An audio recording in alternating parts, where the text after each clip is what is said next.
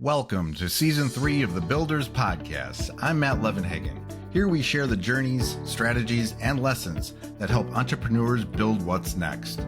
Builders helping builders. Enjoy the show.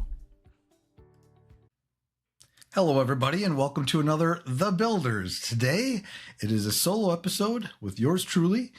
I am going to be talking about stuff that I've been doing lately that has opened my eyes to a lot of things.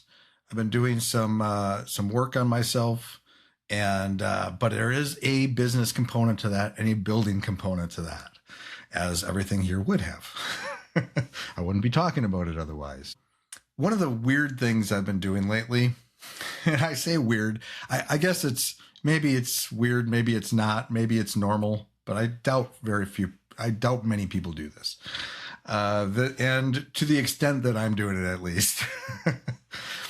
So one of the things I did, I was just cleaning out some stuff in my house, and I was going through some old boxes, organizing old memories. You know, you collect things over the decades. And for me, there's quite a few decades. I'm 55 years old. I have several decades worth of stuff in boxes.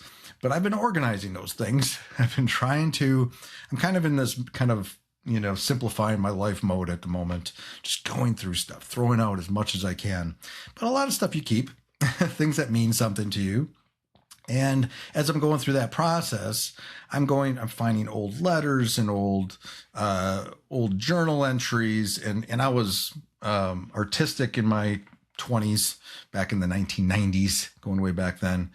And I have dozens of notebooks and sketchbooks and poems and just all kinds of stuff, and just random journal entries here and there scattered throughout. It's wild. But one of the things that I found that was even more profound was I discovered I had made all these audio journals back then. And we're talking when I was like 19, 20 years old. I decided at that time in my life, I had a lot going on, and something told me to do this. I don't know where it came from, but I just got a tape recorder and I started taping myself. And we're talking in a time frame from like 91 to 93, I had like 16 tapes front and back that I recorded of what I was doing at that time, what I was thinking, what I was going through. There's all kinds of stuff, and it's a mix of personal stuff, and it's also, I wasn't in business yet at that time in my life, but I was trying to figure out my life. I was going from job to job. I was trying some sales jobs. Thinking about becoming an artist and how I was going to do that.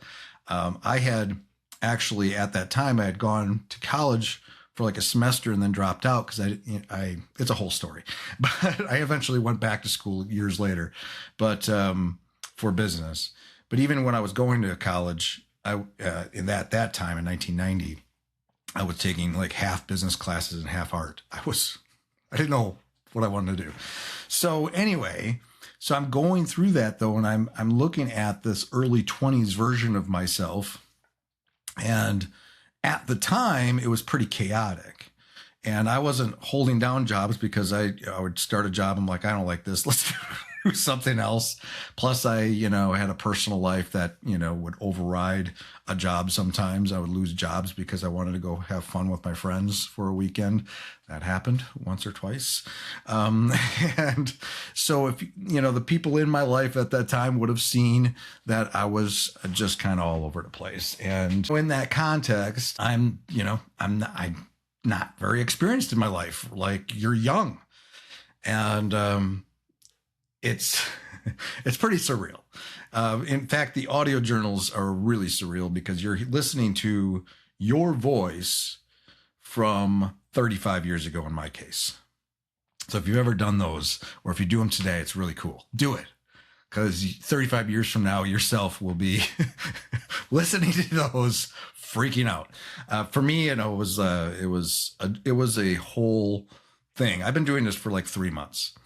I started this whole process like 3 months ago, and it took me probably a month, 4, 5, 6 weeks to go through all those audio journals. And what I did with them actually is I digitized them all and transcripted them all, and then edited the transcripts to, because it wasn't high quality. It was all done on tapes back then. Anyway, but the paths that I took back then, the kind of the trying to figure out my path, it was very messy. And I don't know what the statistics are, but I think that's that way for a good number of people, especially entrepreneurs. And I talk to a lot of entrepreneurs on this podcast, and quite a few times I've listened to somebody's story and I'm like, yep, that sounds pretty normal. It's never a straight line. It's random encounters. It's random trying this or running into this or going in that direction for a while and then going in that direction for a while. Maybe you started out in corporate. Maybe you started out in some, and just you find your way. And then at some point it makes sense to start a business. I have those conversations all the time. In fact, recently I'm echoing some of the stuff I've talked to people recently about. And I think one of the things that, and I don't know statistics. I don't know, I just feel this, right? There's probably a lot of people, and I've known people who, they come out of school or high school or whatever. They know exactly what their path is. Maybe it was instilled in them in some way. Maybe their family, they're following the footsteps of somebody, or they just have a brain like that where they're going to go to school, they're going to get a career, they're going to master that thing, they're going to be successful. It's just this linear kind of path they're going to go on. And life can work like that for some people and for some professions, right? Even my wife, that's pretty much what she did. She got into nursing like immediately. Went to college for a couple of years, and really, really smart, 4 point whatever grade point average. She's one of the smartest people I know. But that's what she wanted to do though. That was her thing, right? So she studied hard. She worked hard. She grew up fast, did her thing. And then she met me, and and I'm the complete opposite. So opposites attract, see. Anyway, but real builders, I find, is the builders I talk to here, many of them, it doesn't even matter like the size of the businesses or what it is necessarily, but I see so many chaotic journeys. And like for me, if using me as an example, so I did end up pursuing art for half that decade. I ended up, selling. I set a goal to build, to paint so many canvases, over 100 canvases I did by the mid 90s, and other artwork. And I had a couple gallery shows that I ran, and I sold some stuff in commissions. I was doing it, not to the level that I had dreamed, but I was doing it. I brute forced it. But, I started with art, and to support my art though, I did bartending.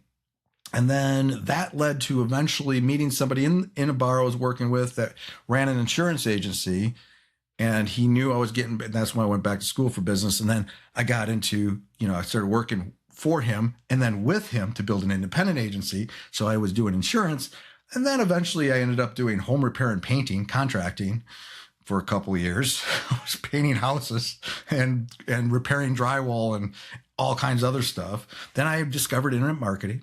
2003, I put up a website, and the next thing I know, I'm exploring internet marketing. And 2005, that's all I've been doing, right? I've been on the web. I discovered web development. From there, freelancing, worked for a corporation as a web developer for a number of years. Now, then I had an agency. I still have an agency.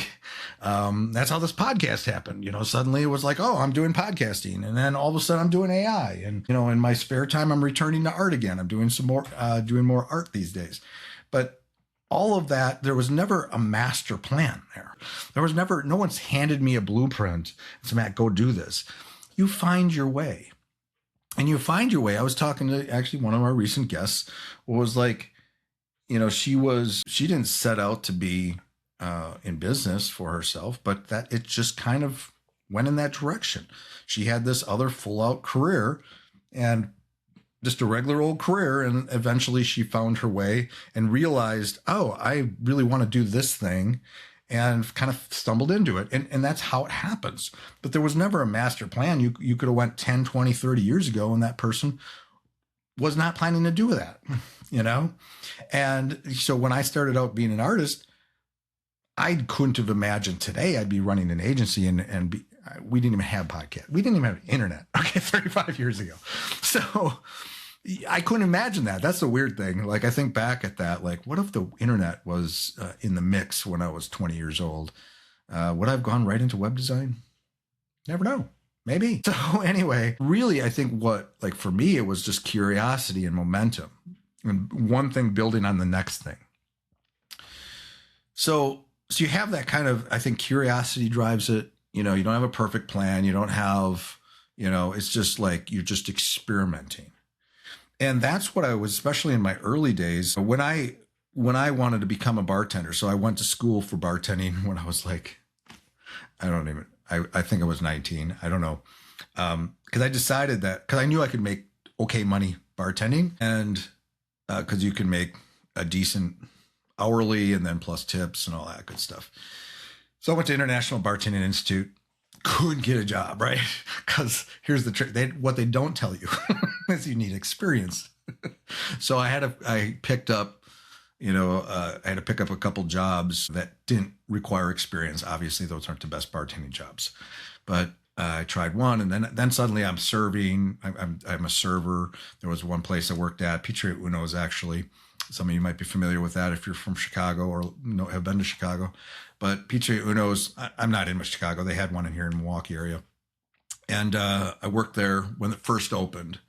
But I worked there to become a bartender, but they started me as a server, and then I hated serving. And but that was my whole thing. From the beginning, okay, I was meant to be an entrepreneur and run my own thing, because yeah, if I didn't love something, I'm out of there. I would give it a go. But especially when you're young, it's like, you can take more risks and you can be more ludicrous like that. But yeah, I mean, even, so it's like my mentality was curious. Okay, let me try this job. Let me try this sales job. Did some sales jobs back then, just trying things. Now, I should have been staying with things longer if I was more responsible at the time, because it did impact me financially. That's a whole nother component of that story. But yeah, I just kept building and just kept trying new things and thinking. It was like in those journals, it was all about, well, I really wanted to make money, right? I wanted to make money, and sales seemed like that was a good path. Without as much education, that I didn't have a lot of education at that time. Sales seemed like a good path. Let me try that. They convinced me to try that. And I tried, and I didn't do so well because I didn't have an experience. I'm a young kid. And then, like I said, the bartending thing, I eventually did find a really good bartending job, and then found another bartending job and bartended most of all of the 90s from that point forward. But and it did support my art and everything, and I met a lot of people and made a lot of friends, and just it was a good time, and got my stuff together. But even fast forward, when I built that first website, and then I built that website, and then one of the companies to sell dental plans said, put this link on my site, and if somebody buys through it, you'll make a commission. I didn't understand that, because I came from the insurance world where we all had lots of paperwork. But this guy said, no, you just need a link on your website. I'm like, well, where's the where's the paperwork?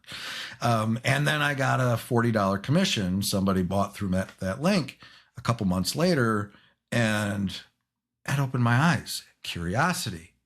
What was that link? Because at the time, and maybe some of you, like, you don't have the technical expertise, you don't understand what a link even is. What's going on behind the scenes? How is that tracked? So I went on a journey. And I learned and learned and learned. Then I, was really immersed myself in the internet and communities and reading, and that took me into the realm of affiliate marketing and pay-per-click, and I started making money with that. I eventually was able to go full time after I launched a membership. I got into selling digital products, membership. I partnered with some people to build that business, and that's a whole story. But then I'm like, at some point, the things we were doing stopped working as well, and I eventually cashed out and got out of that business around 2011, 12. And like, what have I enjoyed doing all these years? I love building websites. What if I asked myself a question? What if curiosity, what if I did that for others instead of, because all the niche sites I built, all the websites I built, communities, all that stuff I built myself for myself or my partners. What if I did that for others? Freelancing. Did that for a few years. Then when I got a job, a buddy of mine owned a corporation, a company called Rapid Crush. I went to work there for 4 years as a web developer, built a team, honed my craft, came out of that, launched an agency. Here I am, in 8th year. And the same is going on, within that, obviously the podcast, curiosity. What if I hit record? What if years later, what if I build a AI system? What if I offer AI services? What if I actually, maybe I'm in a good position right now to start doing art on the side again and honing that skill again, kind of getting back into that, figure out, maybe I can have a little art thing going on the side. Curiosity. Could I do it? Can I stick with it? I have, by the way, for a number of months. But that, a lot of this, when you're going through all that, when you're in it, it feels random. You don't, I think, it feels random, but it stacks, right? Everything that you do, you're learning, and that informs something else, right? So all those things, that early website I built and all the websites I built for myself, all those skills and the internet marketing skills, promoting, affiliate marketing, pay-per-click, advertising, all that stuff stacked. And then I could do that, start doing that for other people. And then, and then I worked for that company and got better, and just everything stacks together. Everything, eventually you get to a point and suddenly you're in a place where it's like, and this is what happens to a lot of entrepreneurs I talk to on this podcast, is that suddenly you're in a situation, an opportunity comes, you're prepared, you didn't even realize you were preparing for this particular opportunity that just comes out of the woodwork, and you take it and you go for it. And amazing things happen. Or not. Still a risk. I mean, it still could not happen. But, and I think about that when I go all the way back many, many years. So I have it's really strange. I'll talk about this in a minute, but I have a very detailed, vivid picture of the 90s now, of my life in the 90s. You tend to forget about those things over the decades. A lot of it just kind of gets numbed out or gets fuzzy. But one of those trails that I figured out was back in 1991, I worked for Kirby Vacuum Cleaners and then Encyclopedia Britannica. And I worked there for about 6 months and only sold a little bit in that time, but I learned a ton, right? And then over the years, I would try this different sales thing. I mean, I sold all kinds of weird things, environmental products and like skin products at one point. I don't think that lasted very long. Electronics on the street, business to business. And like, I remember I had a job where we were selling like steaks and like food out of the back of a truck. But it was like an inner city in Milwaukee. It was like only lasted a day. I'm like, no, that's not for me. There was another one too that was kind of similar to that. It was like business to business, but the guy was training me, was taking me down into the, the bowels of Milwaukee. But anyway, so, and there's stories behind that, but I kept doing that, right? I kept stacking, right? And then suddenly, so I'm in the bar business, right? And I meet a lot of people, and especially the bar I was in, there was millionaires sitting next to people that worked in factories or out of jobs, or the Concordia was in the neighborhood. This is Mequon, Wisconsin. Concordia students coming in. There was just an incredible amount of people. I I look back at that, I'm like, gosh, that was a gold mine place to work in terms of learning how to communicate and talk to different kinds of people. But there was a particular person, David, who frequented the bar, came there for Packer games, and he was just a really fun guy. Him and his wife would come in there and hang out with other people. But he ran an insurance agency. He was like in finance, and then or financial stuff, and then he was doing an insurance agency. He saw that I had at that time gone back to school, hired me, Allstate. Then we do but what stacked there was this. Now I had all these skills with communication and learning how to talk to anybody. I learned how to talk in the bar business, and then all those sales experiences. Every place I went to sell trained me. Right. I got training from Kirby. I got training from Encyclopedia Britannica and these other places. I was being trained. And plus I was always immersing myself in books, Zig Ziglar and everybody that, all these sales books and tapes and all this stuff. So I'm learning. By the time I got to insurance, I'm okay at selling. I honed my skills. Now he became my mentor and I learned from him. And now I'm working alongside somebody that's, really legit. Then we like each other. We had fun. And I worked with him for years. And then years down the road, then I remember I was, for a period of time, I was working on my own at that point. I was selling life insurance. I was literally that guy that's sitting across the kitchen table from somebody with a presentation selling. And I sold. I did really, really well. That guy selling in Britannica couldn't sell anything. I sold usually to people I knew or just small things. But this guy was on a regular weekly basis making multiple sales a week and playing the numbers game. But by that all stacked, So that's the thing. Now, all through that, you don't realize that, you're building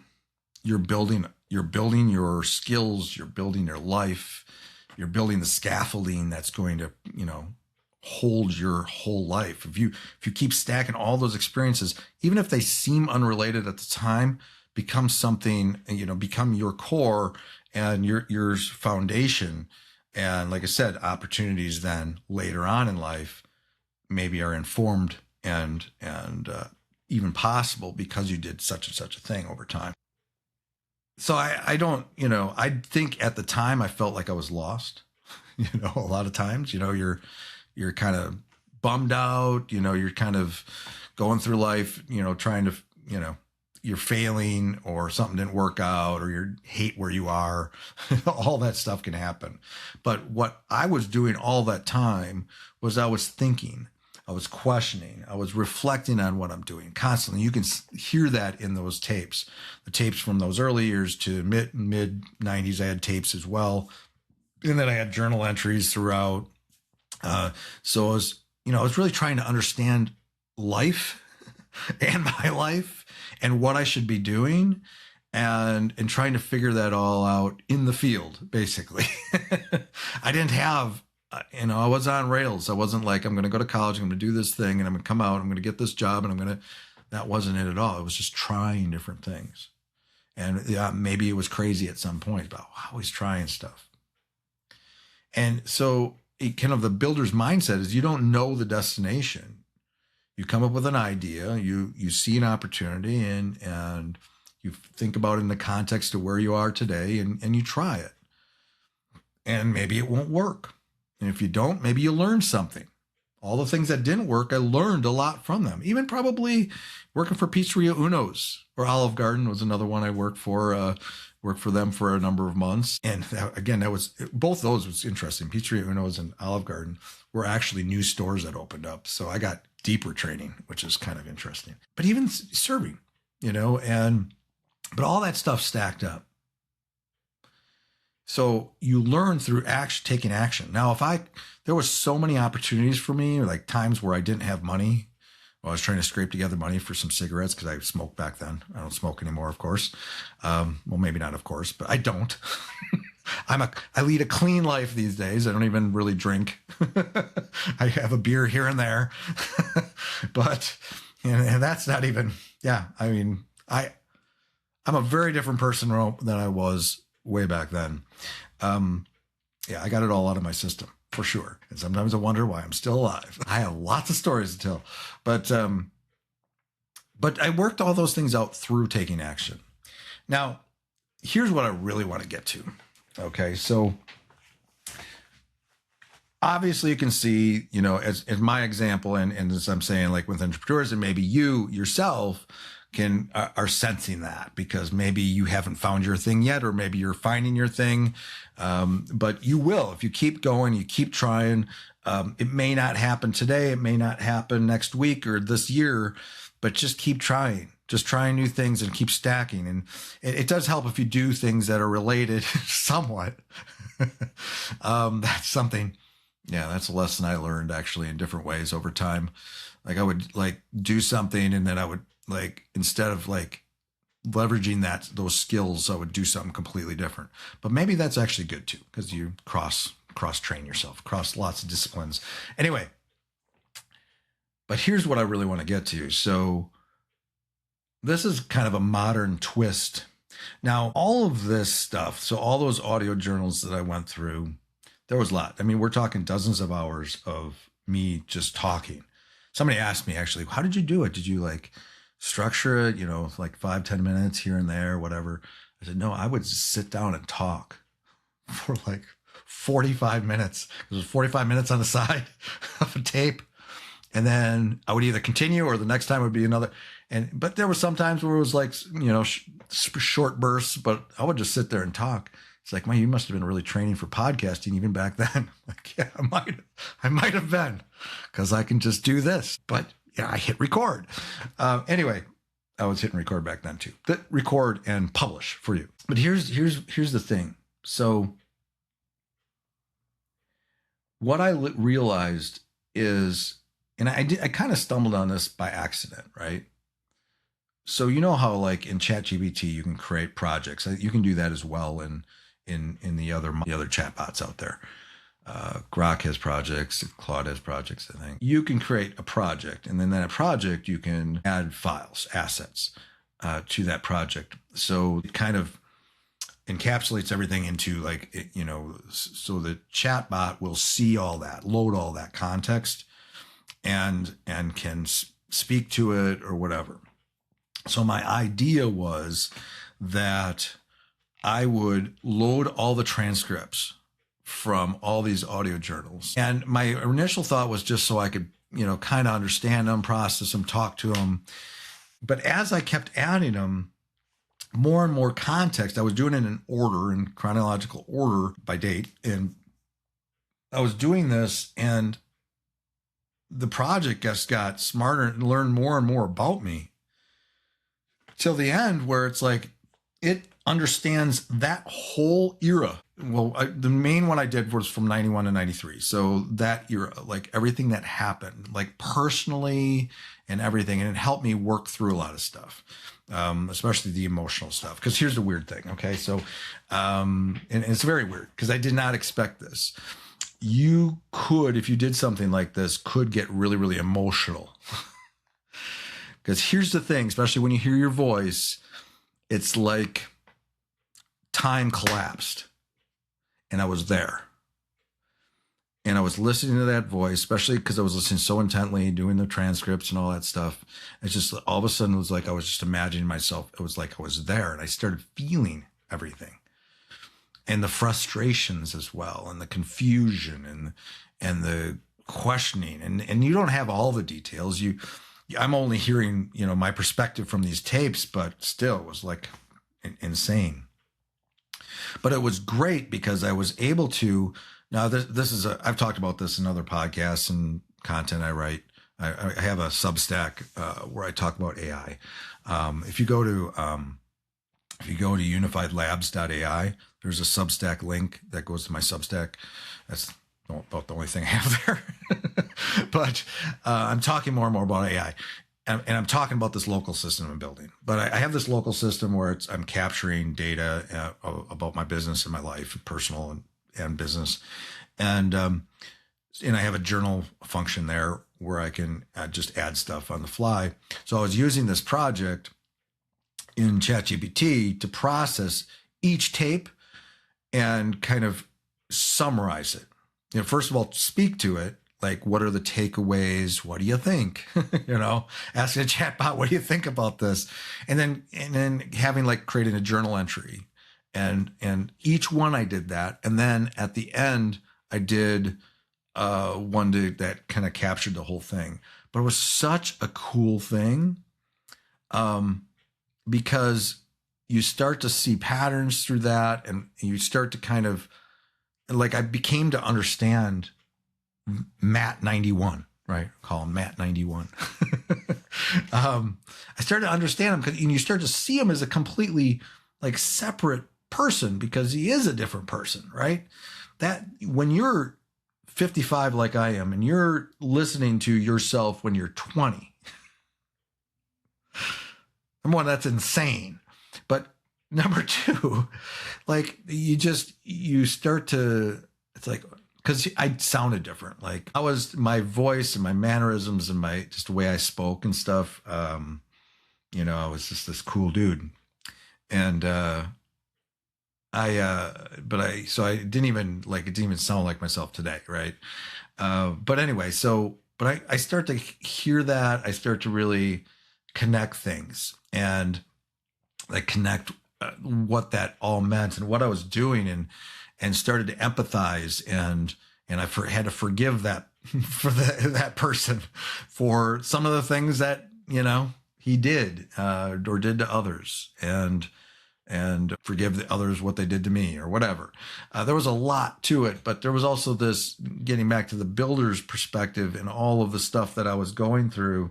I was really struggling. I was really confused and lost. I knew one thing. I really wanted to be a success, right? I just had to figure out what that was. And I was going to, even though I didn't do well at sales, I was going to find that thing. And I knew bartending could be that thing, because at the time I really liked to party.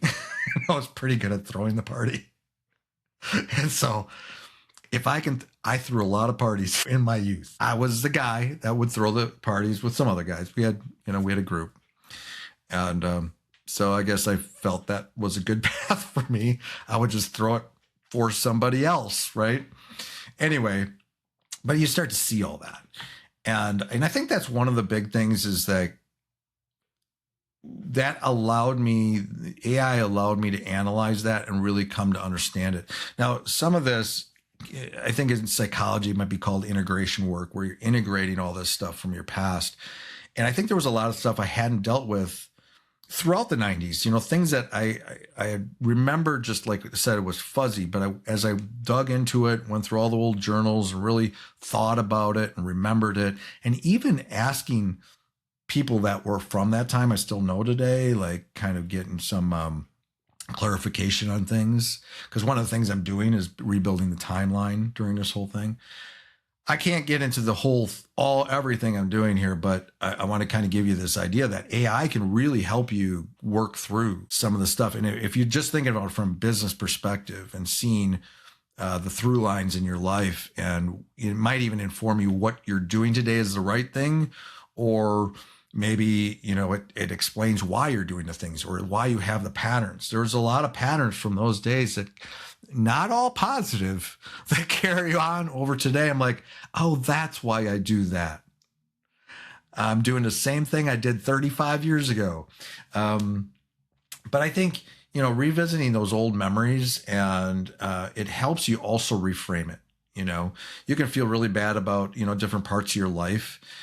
Even like in mid 90s, eventually I ended up rolling up all my canvases and kind of deciding I'm not going to try to pursue and make a living at this solely, and going back to school and all that. And I felt, I felt like a big failure, right? I had some success, but I didn't get the success I wanted, and I gave up on it.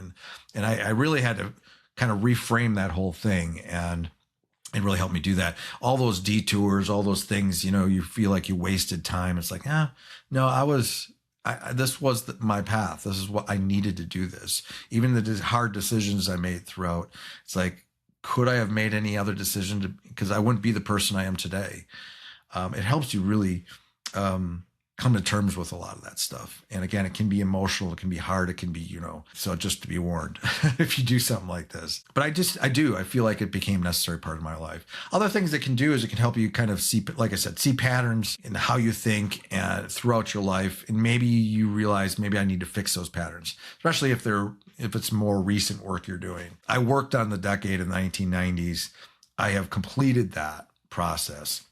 In fact, very recently, I finished and did almost like a chapter overview of that whole time and the story arc and the narrative, which I think is actually going to help me in a lot of different ways, including on podcasting. If everyone ever asked me about my past, I have a pretty good understanding of myself. So you can kind of understand your evolution, how you became the person you are today, get more insights. And there's that healing, that integration work. I think it's, it's going to be different for everybody. I'm just sharing what this was for me. I think it was really important for me, especially as I kind of am doing a little bit more art and stuff too today. So back then I had read Think and Grow Rich in like 1991. Okay. When I'm 21 years old, right? I'm reading Think and Grow Rich. That instilled in me that I could do anything I wanted to do. And it instilled in myself that I was going to be an artist no matter what. And I didn't.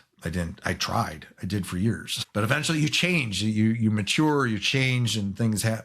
But I had to really come to terms with all that. And there was a lot of healing and understanding that chapter helped me understand a lot of things about myself. And I suddenly was able to actually, even thinking about the art I did after that and understanding the arc of my story and my future. Like, I'm not done yet, right? Like, oh, okay. So that was okay. I went on and was creative in these other fields, right? Web design and development is creative work. Other things I did along the way was creative work.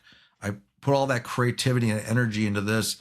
That was okay. Now I have decades more of life experience that I can, that can do things for my art. But it gave me insights. And I think AI it can really be a productivity tool, because there's no way. Here's the thing. Like, I don't think there was another time I could have done this like I did it now. Like, I don't think I could have given it justice, right?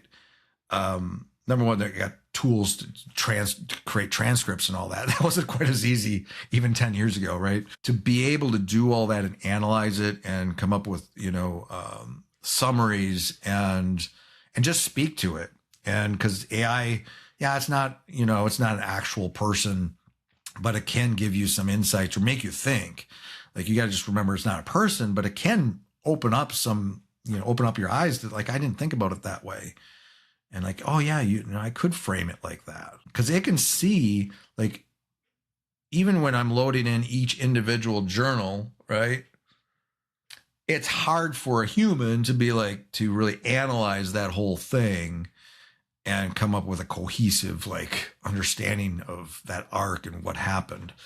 But it can see patterns. It can see, like, even, especially if it knows who you are today, or what your full out journey is. Like, okay, this is, it just gives you a lot of insight. It helps you reflect on your life. It helps you come to terms. It helps you, work through some things. And I had to work through some things. Like I said, a lot of stuff happened back in the 90s. And it took me a while. I'm doing better now. I'm doing better. I'm starting to now, and especially now that I have it done, it's great, because now I feel like I've filled in all the gaps. I understand myself way better. And now I can almost forget about it, right? I can visit it once in a while. I still think about it, but I'm not as emotional about it. I have a better understanding of myself, who I am. I've forgiven myself for a lot, but I've also reframed a lot, where it's like, now, Matt, don't be down on yourself, because there was points where I was like, I'm such a loser. I can't even hold down a job. Well, there's a reason for that. When you start to understand who you are, from the outside, it looks like you are a loser, right? Or you might think you're a loser compared to other people who do hold down a job or whatever. Maybe you're just never meant to do those things, or maybe you're searching for something and you just haven't found it yet. And yeah, it's hard at the time and you might feel down on yourself. But but now when you have the whole story now and you see that you have a completely different perspective, and you see the story as a whole, you can forgive yourself some things. But it can do a lot. I mean, it can do a lot of stuff. This isn't meant to be like a psychological, but I will tell you that it has really given me some ideas. So I actually think like what I just did there is, it feels like, and I've built frameworks before. I've built processes and products and training around things in the past. I've done a lot of things. And even in the work that I do on a daily basis, there's frameworks of, how I do business or whatever. But I see this as a kind of a framework of really understanding your life. And I think it's amazing. I think it's going to be different for everybody, and not everyone's as old as I am, so you're not going to have as much history. But you might, like for me, the 90s, I started there because I knew it was such a formative, I was becoming, right? Like that's really what that word kept coming up. Matt, you were becoming. You didn't even know who you were at 20, right? You were still forming as the people around you were still forming. You couldn't see where that was all going, but you were trying to figure out who you were. But I feel like, and that's why I chose the 90s. So it might be something different for somebody else, but I knew that in that decade, it really was the foundation and really what everything's built on today for me. Now I'll study other decades, but that decade was also very chaotic. I mean, if I had an autobiography someday, I mean, I lived in a dozen different places. I had so many roommates and friends and girlfriends and just the bar life and the insanity, right? It's just so much, but I was becoming. But I really needed to understand that time frame. Anyway, but I think even now, like I feel like, I'm always evolving and becoming, like my future self, right? I mean, my business is always evolving, like just like for you, your business, your life, you're always evolving and you're always trying, you're always curious, right? That where you should be in my book. But AI is, that kind of changes the workflow. It gives you a tool to help you understand all that stuff. And maybe it'll help you make decisions about what I'm doing, and maybe it'll inspire me. And studying that has really inspired me to reconsider art, because I realized one of the things that I really took away from the 90s was how important art was to me. It's hard to explain. I was so passionate about it. Like I didn't see myself as anything other than an artist, even when I had other jobs and stuff. Like I wanted to, once I made the decision, I just, it was part of my like DNA, to create, and to have lost that thread. And like I said, it came up in other ways, and it comes through my work as a web designer, developer, but to come back, and it kind of inspired me to really think about it differently today and take it more seriously again. But that came out of that, right? Over the last 3 months, I've only been doing that for the last couple months. I have the date because I record things. It's a habit. December 20th, 2025 is when I picked up the sketchbook again. I did some digital art. I've done art here and there over years. Like 6-7 years ago, I did digital art for a while, but I'm doing actual art, like on paper and canvas. That's what I really want to get back to. This process is what really inspired me. I think it has kept me going and lit that fire again. But yeah, I mean, I don't know that as a builder that we ever really arrive. I feel like as builders, if being a builder is in your DNA, it's in your soul, You're always going to be building. You're building something today, and like you're going to be building something tomorrow, and you will never be happy if you're not building something.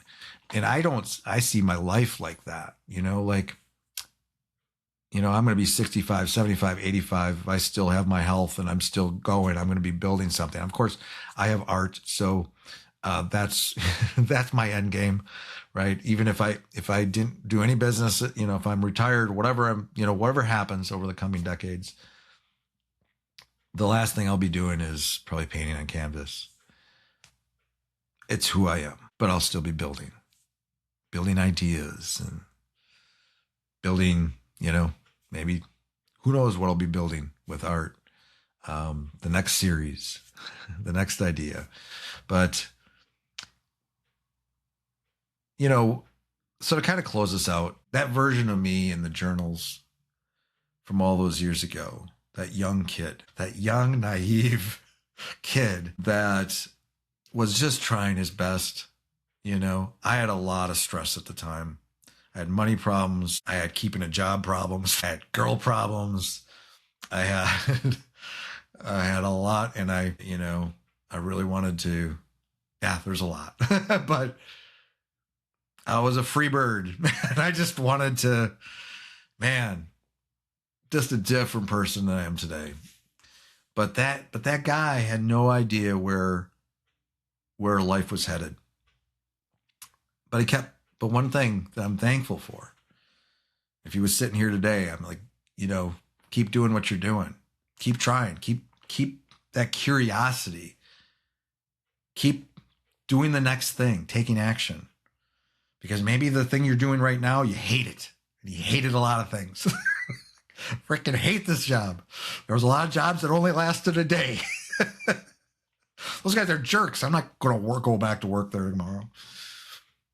I was a different guy, but you know what?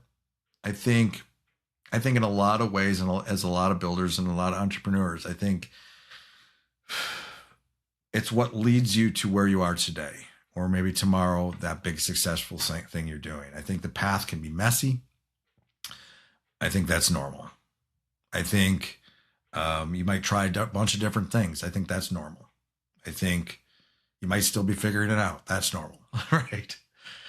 Because I don't know, the path isn't something that you're just given. It's not a blueprint. It's not something you just find. It's, you just stumble upon the path. I think it's something you build over time. One of the things I did, and this is cool. Maybe if you do this, you can do the same thing, especially if you speak to yourself or learn about yourself 20, 30 years ago, whether that's through journals or whether that's talking to people or just remembering and just, because that's one of the things you can do too. You can talk to people from that time and just, but I had this thing where, actually, hang on a second.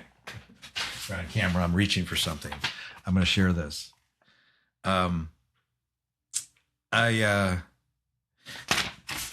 This is going to be probably backwards. So if you're on video, you can have read that if you can read backwards. But it says this. I'm going to leave it at this, right? It says, Matt 91, sitting beside me. So I imagine him sitting beside me after I did all this work, right? And I knew what his dreams were, and I knew what he was working on. And he would always talk to Matt in the future, even saying like 30 years, 40 years from now, I hope you have a good life, great wife, and, you love what you do and whatever. He would say that stuff to the future Matt. So I was conscious of that back then. But okay, so he's sitting here, right? So I knew what his dreams were. And he's watching me work. He's watching me building websites, doing the web dev stuff. And then he looks behind me and he sees that I have some art supplies back here. All right. He's got some art supplies back there and some sketchbooks. And then he sees, another room I have art supplies. He sees stuff, remnants of stuff. And then he sees the workshop in the basement, because at that time in some of the journals it was like, it would be so cool to have a workshop. I could build anything, even do like metal work and all this stuff. I can't do metal work, but I can do a lot of woodwork. But I have lots of tools and lots of, He sees all this stuff, and he just sits back, and he's like, he could never imagine this. Remember, this is before internet. This is before internet, before websites. This is before all of that stuff. And all he wanted to be, so he wanted to be an artist, you know. And he just sits back and he says to me, he says, I didn't know how we'd get here, but yeah, this is pretty cool. ML91. Because that was something he said a lot. Pretty cool. But I think he would just be in awe. Like this, his dreams, even though he was struggling, he was really in it, right? It would have broke many people, right? It was like, but he just kept trying, and he just had this dream, and he just wanted to do something great with his life. He wanted to have an impact. You know, he wanted to have an impact on the world. You know, like he wanted to really help people, and that would have been through his art. But you know what? We're doing it. It might not look like he could ever imagine, but we're doing it. So I'll leave it at that. But like I said, I think this is something I'll probably talk about more. Who knows? Maybe even create a product around it at some point. I thought about that. Like, it was make an interesting info product and teaching people how to do this kind of thing with AI and stuff. Because I'm a builder, and that might be something I build in the future. But I hope you found it interesting. I encourage you to use AI in this way. I think to analyze things, to even just to speak to it, just tell it, borrow part of your life and to help you try to understand things. I mean, of course, some people would be like, no, go to a real therapist, but I'm not going to go to a therapist. Like I said, I stumbled upon this. So I just wanted to analyze my transcripts, but it's something to think about, even if it just makes you, kind of, like I said, reframe things or see your life in a different light. It might be beneficial to you. Anyway, till next time, thanks for listening. Catch you later. Thanks for tuning in to this episode of the Builders Podcast. One more quick note about our sponsors. At Unified Web Design, we're passionate about doing better together, partnering with agencies and businesses to deliver exceptional web design, development, and ongoing support. And UnifiedLabs.ai is where we explore smart, practical ways to integrate AI directly into your website and e-commerce flows. From intelligent chatbots to marketing automation to back-end reporting, all with a strong focus on user experience and making your systems work smarter. If you haven't already, subscribe or follow to stay updated on future episodes. And if you enjoyed today's conversation, sharing it with someone who might benefit helps us grow this amazing community. Until next time, keep building smarter, bolder, and with purpose.